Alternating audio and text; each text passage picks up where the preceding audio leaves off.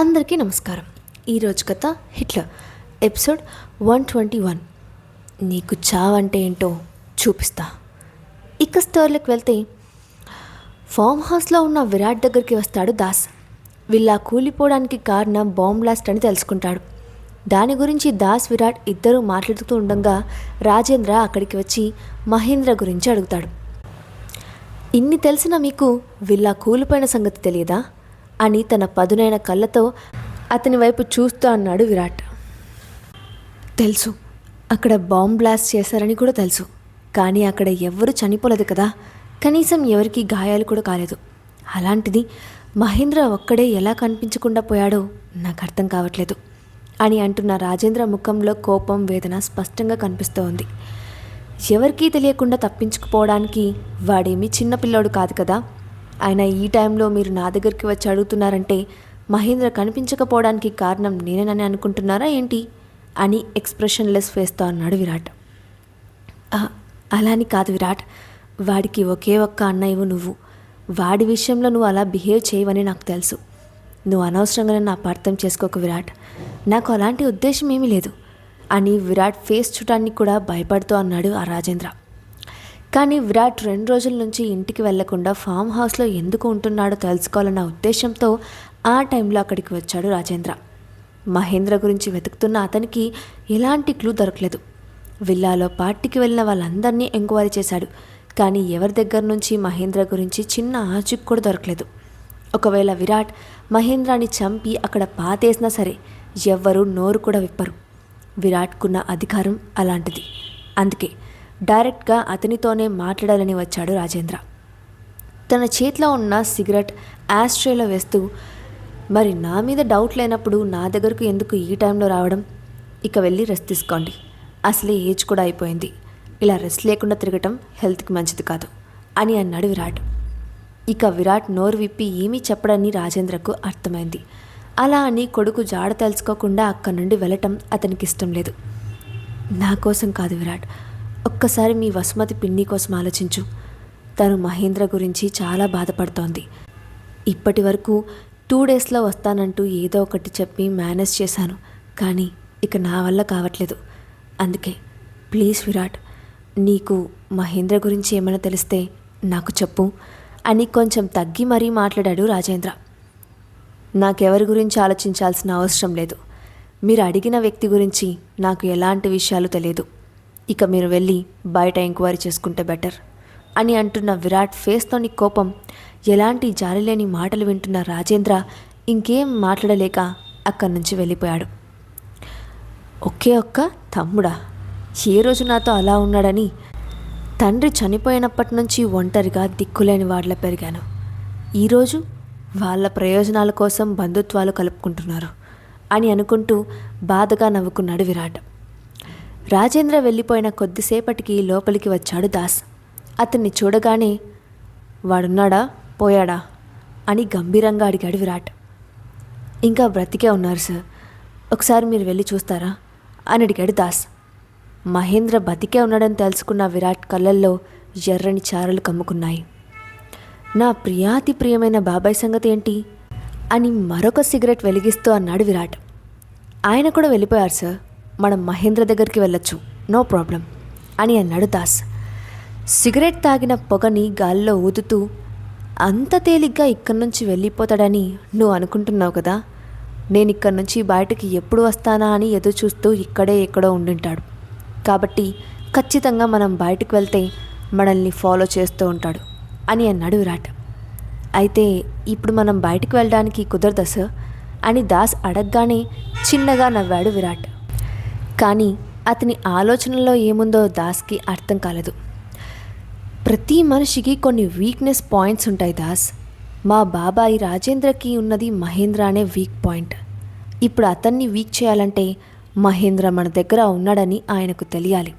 So మనం ఇప్పుడు ఖచ్చితంగా నా తమ్ముడు కాని తమ్ముడి దగ్గరికి వెళ్ళాలి అని ఈవిల్ స్మైల్తో అన్నాడు విరాట్. సార్, మహేంద్ర మన దగ్గర ఉన్నాడని తెలిస్తే రాజేంద్ర గారు కొడుకును విడిపించుకోవడానికి ట్రై చేస్తారు కదా అని కంగారుగా అన్నాడు దాస్. అది అతను బ్రతికుండంగా జరగదు దాస్. నన్ను దాటుకొని వాడిని నా ప్లేస్ నుంచి తీసుకెళ్ళడం ఇంపాసిబుల్ అని దాస్ని సూటిగా చూస్తూ చెప్పి, కొన్నిసార్లు కనపడకుండా పోయాడనే బాధ కంటే ఎదురుగా ఉండి చూసుకోలేకపోతున్నానని బాధ ఉంటుంది చూసావు, అది చాలా భయంకరంగా ఉంటుంది దాస్. అది మనకెదురైతే ఎంత బాధగా ఉంటుందో మన శత్రువులకు ఎదురైతే అంత హ్యాపీగా ఉంటుంది. మరి ఆ హ్యాపీనెస్ని దూరం చేసుకోవాలా అని కళ్ళెగరేసి అంటూ తన చైర్లో నుంచి లేచి బయటకు నడిచారు విరాట్.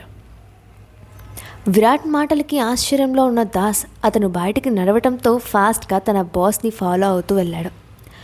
తెల్లవారుజామున ఎలాంటి ట్రాఫిక్ లేకుండా ఖాళీగా ఉన్న రోడ్లపైన పరుగులు పెట్టుకుంటూ వెళ్తూ ఉంది విరాట్ కార్.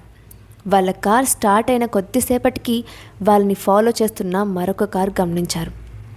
సార్, మిమ్మల్ని ఒక కార్ ఫాలో చేస్తోంది, కానీ అది రాజేంద్ర గారి కార్ కాదు కదా సార్ అని మిర్రర్లో నుంచి ఆ కార్ని చూస్తూ అన్నాడు దాస్. కార్ అతనిది కాకపోయి ఉండొచ్చు, అయి ఉండొచ్చు, కానీ లోపల ఉంది మాత్రం ఆయనే. ముసలివాడికి ఇలాంటి చావు తెలివితేటలు ఎక్కువేలే అని కన్నింగ్ స్మైల్తో అన్నాడు విరాట్.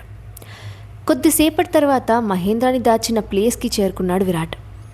విరాట్ సిటీకి కొంచెం దూరంగా ఫారెస్ట్కి దగ్గరలో ఉన్న తన ఫామ్ హౌస్లోకి వెళ్ళడం చూసిన రాజేంద్రకి అతను అక్కడికి ఎందుకు వచ్చాడో అర్థం కాక అయోమయ పరిస్థితుల్లో వాళ్ళకి కొంచెం దూరంగానే తన కార్ని ఆపి లోపల ఏం జరుగుతుందో అని చూస్తూ ఉన్నాడు. డోర్ ఓపెన్ అవుతున్న శబ్దానికి మెల్లగా కళ్ళు తెరిచాడు మహేంద్ర. డోర్ దగ్గర సిగరెట్ తాగుతూ కాలయముడిలా నిలబడిన విరాట్ని చూసిన మహేంద్ర ఎటువంటి భయం లేకుండా విరాట్ వైపు చూస్తూ ఉండిపోయాడు. ఒళ్ళంతా రక్తపు మడుగులో కాళ్ళు చేతులు కట్టేసి ఉన్న మహేంద్రని చూస్తూ లోపలికి వచ్చాడు విరాట్. విరాట్ లోపలికి రాగానే అన్నయ్య అని పిలిచాడు మహేంద్ర. అక్కడే ఉన్న చైర్లో క్రాస్ లెగ్స్ వేసుకొని కూర్చున్న విరాట్ స్టైల్గా సిగరెట్ తాగుతూ, నా వైఫ్ని ఎందుకు టచ్ చేశావు అని అడిగాడు. మహేంద్ర తడబడుతూ, అవును టచ్ చేశాను, కానీ అది అని అంటున్న మహేంద్ర విరాట్ సీరియస్గా చూడటంతో గుటకలు మింగుతూ చూశాడు. విరాట్ చూపుకి కొంచెం భయం వేసినా తమాయించుకుంటూ, అన్న భార్యను ముట్టుకోకూడదని నాకు కూడా తెలుసు, కానీ ఆమె ఉన్న సిచ్యువేషన్లో ఏం చేస్తోందో తెలియకుండా నన్ను చాలా సెడ్యూస్ చేసిందన్నయ్య. తనకి హెల్ప్ చేయమని అడిగింది. నాకు కూడా హాస్ని అంటే ఇష్టమని నేను చెప్పలేకపోయినా నీకు తెలుసు కదా, అందులోనూ హాస్ని నన్ను ఎంతగా ప్రేమించిందో నీకు కూడా తెలుసు. అందుకే తన బాధను చూడలేక అని అంటూ విరాట్ వైపు చూడలేక దిక్కులు చూస్తూ, తను నన్ను ప్రేమించింది, మధ్యలో నువ్వు బలవంతంగా పెళ్లి చేసుకున్నావు, అందుకు మాత్రమే తను నీతో ఉండాలని అనుకోవటం తప్పు అన్నయ్య. నువ్వు ఇకనైనా తనని వదిలే అని అంటున్న మహేంద్ర ఒక్కసారిగా గట్టిగా అరిచాడు. విరాట్ మహేంద్ర కాలికైన గాయం మీద గట్టిగా తన షూతో తొక్కుతూ సిగరెట్ని నలిపినట్టు నలిపేస్తున్నాడు. ఆ నొప్పికి తట్టుకోలేక విరాట్ నుంచి విడిపించుకోలేక ఆ రూమ్ అంతా మారు మ్రోగిపోయేలా గట్టిగా అరుస్తున్నాడు మహేంద్ర. విరాట్ పెట్టే బాధకి తట్టుకోలేక గట్టిగా అరుస్తూ ఏడుస్తున్న మహేంద్ర అరుపులు ఏమాత్రం పట్టించుకోకుండా తన షూతో ఇంకా గట్టిగా నొక్కుతూ, షేరా మీరిద్దరూ ప్రేమించుకున్నారా? ఎప్పుడ్రా? కేవలం టీనేజ్ అట్రాక్షన్ని పట్టుకొని ప్రేమ గీమా అని వాగితే చంపేస్తా. అయినా నా భార్య మీద నీకు చాలా ఎక్స్పెక్టేషన్స్ ఉన్నట్టున్నాయిరా, అవన్నీ నేను తీరుస్తాగా, ఆ కోరికలన్నీ మనస్ఫూర్తిగా ఆస్వాదిస్తూ కానీ అని అంటూ ముఖంలోని క్రూరమైన నవ్వుతో అన్నాడు విరాట్. ఆ క్షణం మహేంద్ర కళ్ళకి విరాట్ కాలయముల్లా కనిపించాడు. విరాట్ కళ్ళల్లో కోపం కసి చూస్తున్న దాస్ కూడా ఒక అడుగు వెనక్కి వేశాడు. నీకెంత ధైర్యం ఉంటే నా భార్య గురించి నా ముందే తప్పుగా మాట్లాడతావు? నా భార్య మీద ఇలాంటి నింద వేసినందుకు నువ్వు చావాల్సిందే అంటూ కొంచెం ప్రెజర్ ఇస్తూ అతనికి నరకం చూపిస్తున్నాడు విరాట్. విరాట్ తన కాలితో మహేంద్ర కాలిని నొక్కి పెట్టగానే ఒక్కసారిగా మహేంద్ర కాలిలో ఎముకలు విరిగిన శబ్దం వినిపించింది. మహేంద్ర అరిచిన అరుపుకి అతని మొహంలో నరాలన్నీ ఉబ్బిపోయాయి. ఫేస్ మొత్తం ఎర్రగా అయిపోయింది. ఇదే కాలు నీ గొంతు మీద పెట్టి ఈ క్షణమే నిన్ను చంపగలను, కానీ నువ్వు అంత త్వరగా చస్తే నా పగ ఎలా తీరుతుంది? ఇంకొక్కసారి నా భార్య గురించి తప్పుగా వాగావో అని అంటున్న విరాట్ మాటలకి అడ్డొస్తూ బాధతో ఏడుస్తూ, నన్ను చంపే ధైర్యం నీకు లేదు. నువ్వు నన్ను చంపాలనుకుంటే కిడ్నాప్ చేసి ఇక్కడ పెట్టేవాడివి కాదు. ఆ రోజే అక్కడే అందరి ముందు నన్ను చంపేసి నీ భార్యను తీసుకెళ్లేవాడివి అని అంత బాధలోనూ ఉక్రోషంగా అరిచాడు మహేంద్ర. దాంతో విరాట్ కోపంగా చూస్తున్నా లెక్క చేయక ఒక్కొక్క మాట కష్టంగా పలుకుతూ, హా, నువ్వు నన్ను చంపడానికి భయపడుతున్నావు కదా. నువ్వు నన్ను ఏదైనా చేస్తే హాస్ని నిన్ను ద్వేషిస్తుంది. అది నువ్వు తట్టుకోలేవు. అందుకే నన్ను ఎవ్వరికీ చెప్పకుండా ఇక్కడ కట్టిపడేశావు అని వెకిలిగా నవ్వాడు మహేంద్ర. అతని మాటలు పూర్తి కాకముందే తన కాలితో మహేంద్ర కడుపులో గట్టిగా తన్నాడు విరాట్. ఒక్కసారిగా మహేంద్ర గాలిలోకి లేచి గట్టిగా గోడకు గుద్దుకొని కింద పడిపోయి నోటి నిండా రక్తం కక్కాడు. అతని పరిస్థితికి ఎలాంటి జాలి కూడా చూపించకుండా, నీకు నేను చూపించే టార్చర్ కంటే చావే బెటర్ అనుకునేలా చేస్తాను. గెట్ రెడీ ఫేస్ ఇట్ అని మహేంద్రకు వార్నింగ్ ఇచ్చి కోపంగా అక్కడి నుంచి వెళ్ళిపోయాడు విరాట్. కానీ అతని ఫేస్లో ఆ వైల్డ్ ఎక్స్ప్రెషన్ మాత్రం మారలేదు. ఇన్నాళ్ళు తన సొంత కుటుంబ సభ్యులు అని వాళ్ళని వదిలేసినందుకు ఈరోజు తన లైఫ్ని తనకి కాకుండా చేసిన తన బంధువులంటే విరాట్కి పూర్తిగా విరక్తి ఏర్పడింది. తనతో ఎవరున్నా లేకపోయినా తనకు అనవసరం అనుకున్నాడు. కోపంగా ఫామ్ హౌస్లో నుంచి బయటకు వచ్చిన విరాట్ మళ్ళీ సిగరెట్ తీసి వెలిగించి మహేంద్ర మాటలు గుర్తు చేసుకున్నాడు. అతను చెప్పింది నిజమే. కేవలం హాస్ని కారణంగానే మహేంద్రను చంపే ధైర్యం చేయలేదు విరాట్. కానీ ఆ టైంలో హాస్ని విరాట్ కోసం ఎంత తాపత్రయపడిందో, ఎంత ఏడ్చిందో విరాట్కి తెలియదు. మహేంద్ర అన్న మాటల గురించి ఆలోచిస్తున్న విరాట్కి తన మీద తనకే చిరాకు అనిపించింది.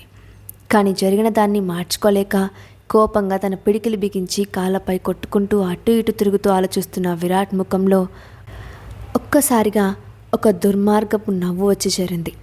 ఆ నవ్వు చూసే వాళ్ళకి వణుకు పుట్టించేలా చాలా భయంకరంగా ఉంది.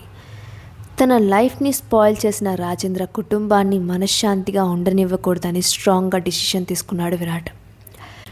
కారణం లేకుండా సైలెంట్గా ఉన్న తనని ఒకరి తర్వాత ఒకరు రెచ్చగొట్టి మరి తన లైఫ్ని పాడు చేసి హాయిగా ఉందామనుకున్న వాళ్ళని ఇక అతను స్పేర్ చేయాలనుకోవడం లేదు. తిరిగి వెళ్తున్న విరాట్కి తమను ఫాలో చేస్తూ వచ్చిన కార్ అక్కడే ఉండటం చూసి చిన్నగా నవ్వుకొని ఆ కార్ని పట్టించుకున్నట్టే అక్కడి నుంచి వెళ్ళిపోయాడు. ఎందుకంటే లోపల మహేంద్ర ఉన్నాడని రాజేంద్రకు తెలిసినా లోపల ఏం జరుగుతోందో అతనికి అస్సలు తెలియదు, తెలుసుకోలేడు కూడా.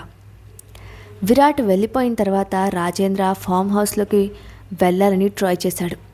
అక్కడున్న టైట్ సెక్యూరిటీని చూసిన రాజేంద్ర మహేంద్ర అక్కడే ఉన్నాడని కన్ఫర్మ్ చేసుకున్నాడు. దాంతో దర్జాగా లోపలికి వెళ్తున్న రాజేంద్రాని, ఎవరు మీరు, ఇక్కడికి ఎందుకు వచ్చారు అని అడిగాడు బాడీగార్డ్.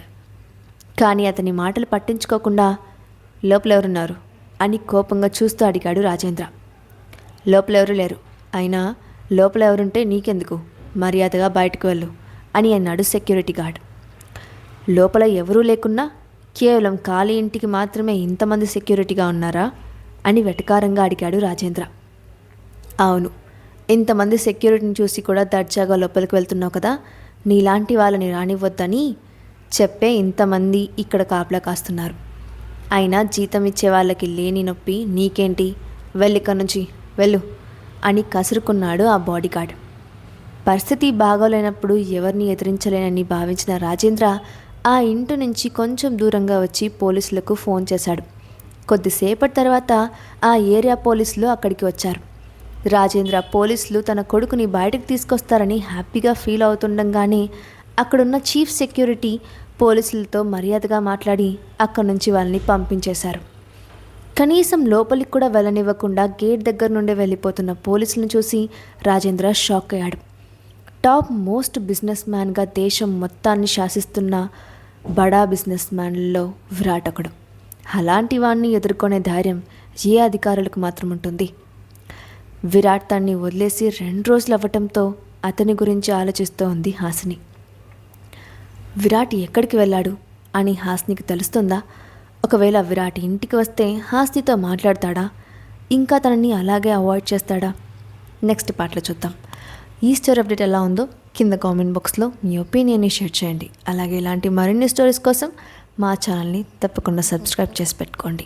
Thanks for watching.